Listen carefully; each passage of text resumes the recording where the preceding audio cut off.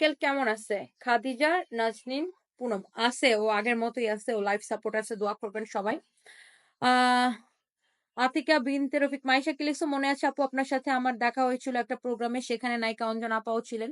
মাত্র নিউজ দেখলাম যে উনি মারা গেছে, এত খারাপ লাগছে শুনে। হ্যাঁ, খুবই সহজ সরল আর উনি খুবই মিশুক প্রকৃতির একজন মানুষ। মানে উনাকে যারা পার্সোনালি চিনে, উনি ক্যামেরার সামনে মানে উনি একটু সাজুগুজু করতে পছন্দ করতো। এইজন্য অনেক সময় অনেক মানুষ উনারে নিয়ে এটা নিয়ে ট্রল করতো। বাট আমার কথা হচ্ছে ভাই, একজন সাজুগুজু করতে একেকজনের লাইফস্টাইল একেক রকম হবে। উনি সাজুগুজু করতে পছন্দ করতো, তোমার কি আমার কি, তাই না?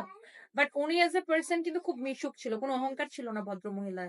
অ্যান্ড উনি মারা গেছে, আমাকে খুবই স্নেহ করতো, বুঝছো? ওনার সাথে আমার খুব পার্সোনাল মানে পরিচয় ছিল, পার্সোনালি উনি আমাকে খুব পছন্দ করতো, এত স্নেহ করতো আমাকে। যেখানেই দেখতো দেখে বলতো, এই তুমি এত সুন্দর সুন্দর শাড়ি দেখাও। মানে উনি দেখতেন না, খুব আহ্লাদ করে কথা বলতো যে এই তুমি এত সুন্দর সুন্দর শাড়ি দেখাও, তুমি তো পুলিশ প্লাজা গেছিলাম, তোমাকে তো পাই না, মানে এরকম করে, মানে খুবই আদর করতো। আমার খবরটা দেখে এত খারাপ লাগতেছে, সত্যি আল্লাহ ওনাকে বেহেশত নসিব করো। এটা দেখেন, আপনার খুবই সুন্দর, এই কালারটা যা লাগে সেটাকে নিয়ে নেবেন। হ্যাঁ মাইশা, মেলাতে এগুলা দিব নাকি বলো? ধানমন্ডিতে আমাদের মেলা শুরু হইতেছে, আমরা মেলাতে buy two get one offer দিব। এন্ড আপনারা সবাই জানেন হুর নুসরাত উৎসব পেজ এবং হচ্ছে যে হুর নুসরাত উৎসব এবং হচ্ছে যে আপনার হামান দিস্তার আয়োজনে ধানমন্ডি মাইডাস সেন্টারে মেলা হইতেছে। এন্ড মেলাটা শুরু হবে কবে জানেন বলেন তো? 9, 10 এবং 11ই জানুয়ারি। এন্ড সেই মেলাতে সানবিজ ভাই তনি প্রথমবারের মতো ঢাকা শহরে কোনো মেলাতে অংশগ্রহণ, জীবনে আমরা একবারই মেলায় অংশগ্রহণ করছিলাম, সেটা হচ্ছে চট্টগ্রামে। So this is the first time যে আমরা ঢাকায় কোনো মেলায় অংশগ্রহণ করতেছি।